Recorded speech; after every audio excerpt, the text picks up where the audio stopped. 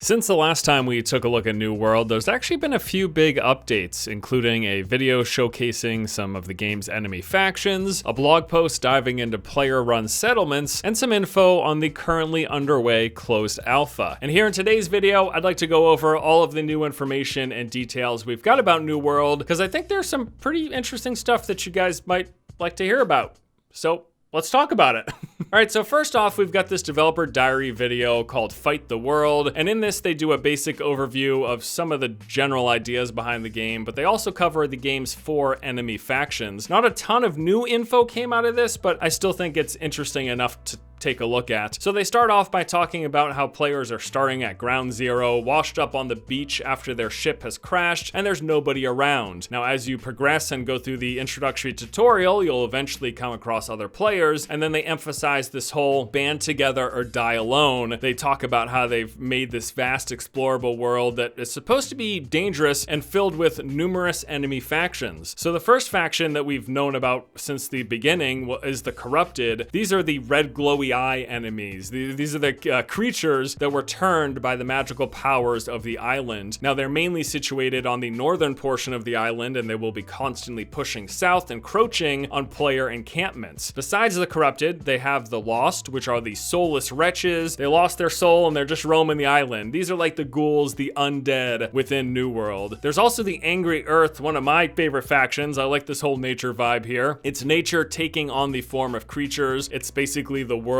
kind of defending itself. There's like humanoid versions, elk and bear versions, these amalgamations of these like thorny creatures. And finally, there are the ancients, these skeletal creatures that are part of this ancient civilization that controlled the island. There's mystical, magical stuff, and you'll see them guarding things like shrines and places of power. Now, besides mentioning the 4 factions and that they're going to fight with each other, they also talked about the fact that going to be a problem for us as well. One of the big things with this game is the Corrupted and the corruption. They're going to try to work to block player progress. Like as an example, they might block off an intersection of a road, and by putting up this summoning portal and ferrying in creatures from another plane. And they'll also be attacking player sediments, and this will come via the PvE Corrupted invasions that has been talked about and also showcased in the game's cinematic trailer. And then finally, at the end of the video was really nice because we got a few short clips of gameplay highlights. We still haven't seen much official in-depth gameplay. Like, there is gameplay of New World, but a lot of it comes from the previous PvP focused build last year when there was a lift of the NDA and some early press coverage of the game. We're still kind of waiting to see some kind of up-to-date, current, more finished, more polished gameplay footage, and it looks like we're still gonna have to wait a bit longer. But yeah, that's the video, the developer diary, and really not too much came of that. Not a lot of information. Now, most of the information that we got, though, came out of the blog post from last week. Now, this blog post focused mainly on settlements and governance. The world of New World is divided into these very distinct territories or zones, and each of the territories will have their own settlements and forts. And a big focus of the gameplay loop in New World is going to be players working together to try to claim territories for their faction. So let's dive into what they talked about when it comes to settlements. So how do you claim a settlement? Well, early on, as you begin your adventures, you'll be picking from one of 3 factions. In previous discussion, they mentioned this will happen around player level 10. Now, once you pick a faction, you are then able to create or join a company, which is basically New World's version of guilds. Now, companies will be seeking out to take control of territories and the settlements or forts that are within them. Now, when the game first launches, there'll be a bunch of uncontrolled territories. These can be claimed simply by paying a claim fee. However, once a settlement is controlled by a company, the only other way it can be taken is through war, in which case a company from an opposing faction will declare war, and they will engage in a large-scale 50 versus 50 PvP battle, the winner of which gains control of that territory. You control a territory. In the territory, there are settlements and forts. What are the difference? Well, settlements are these player-run towns where players can own homes, do crafting, refine items, trade, take faction missions, and group up with other players. And then forts are the major point of defense for a territory, and this is what will come under attack during PvP wars, as well as the PvE corrupted invasions. So a company or guild will have control of a territory and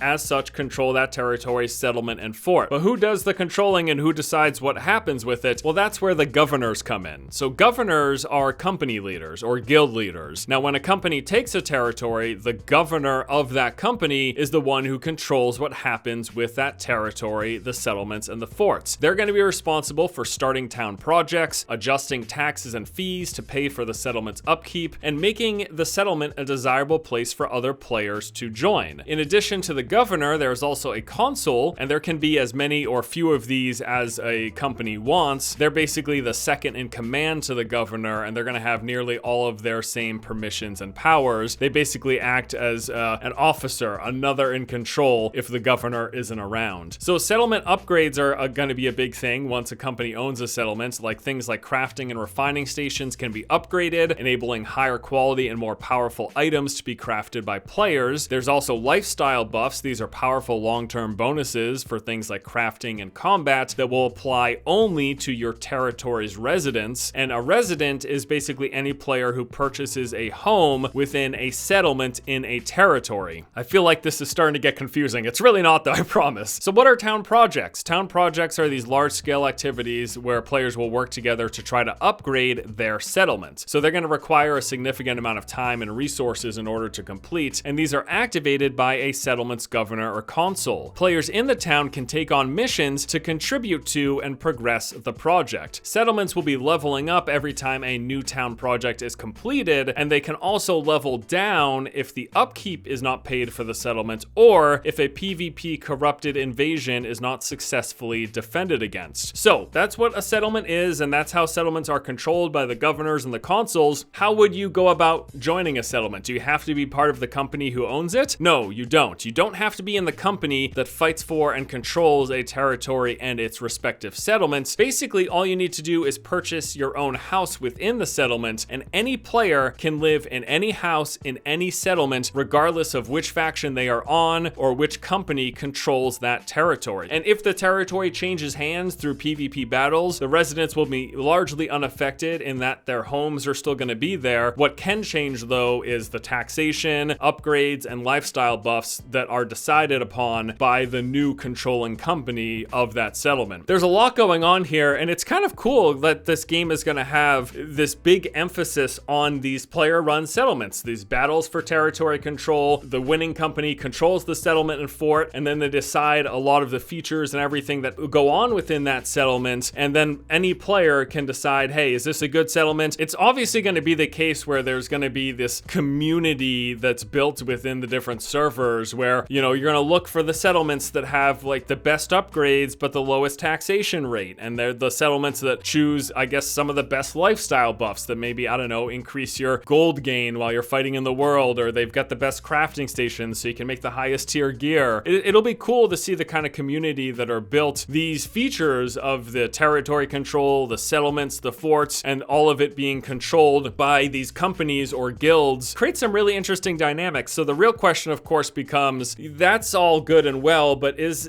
the combat interesting enough? Is the progression engaging enough to have people stick around for the long term for any of this player-run settlement, governance, territory battles to even make a difference and matter? What is like the engaging gameplay loop going to be like? Obviously, we know that they've changed focus of this game. It used to be the sandbox, always on PvP, full loot game, and it's changed to a opt-in PvP or structured PvP through wars with more of a focus on PvE and just individual player progression. The real question is that enough to keep people around to actually, you know, make use of and enjoy all of this player-run town stuff? In addition to this stuff, we got some information about the closed alpha. Via a tweet on February 13th, they announced that closed alpha testing is back. They will be inviting old and new players in waves throughout the course of the alpha and an upcoming beta. Now, you can register on their website for a chance to be selected. It does ask you to sign in with an Amazon account, so you're going to have to make one of those. It's also, should be noted, there is an NDA. Now, this was lifted during previous testing that took place last year, but the NDA is back in effect, so that means you can't talk about, make videos, or stream anything if you do happen to get into the closed alpha. Now, the NDA will be lifting again when they shift over over to closed beta, although there's no timeline on this. I'm assuming that'll be within the next month or so. We are only a couple months away from the official launch of the game. So overall, I think this was pretty cool. Some interesting updates around PvE factions and settlements within this game. Again, there's still that question about, is the gameplay and the long-term progression that they have in this game gonna be enough to keep people around? Is it gonna satisfy the PvP community? Is it gonna be interesting enough of a PvP experience? And is it also gonna satisfy the PvE community, who tend to want these long-term goals and gear progression and difficult fights to work towards? You know, I know the game's not gonna have traditional dungeons or raiding. It's all gonna be whatever PvE they do in the overworld. Are the world bosses gonna be interesting enough of a challenge to keep PvE players around? Or just the general resource gathering and gear progression that is within the game? And then also, I think there's a lot of people who have questions about the combat. A lot of the early footage of gameplay combat looks a little rough, but it's worth noting that a majority of this comes from about a year ago when the original NDA was lifted and they had some press events. I would assume within this time things have tightened up and gotten a bit more polished, but we'll have to wait and see till when the beta comes out how the game's combat is looking now. So yeah, I mean, I still think there's a lot of questions and there's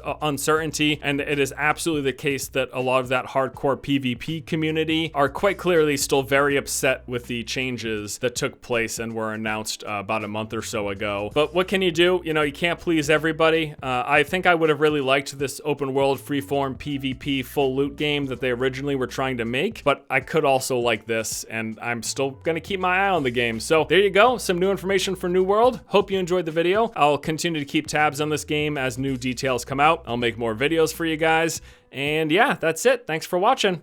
I'll see you later.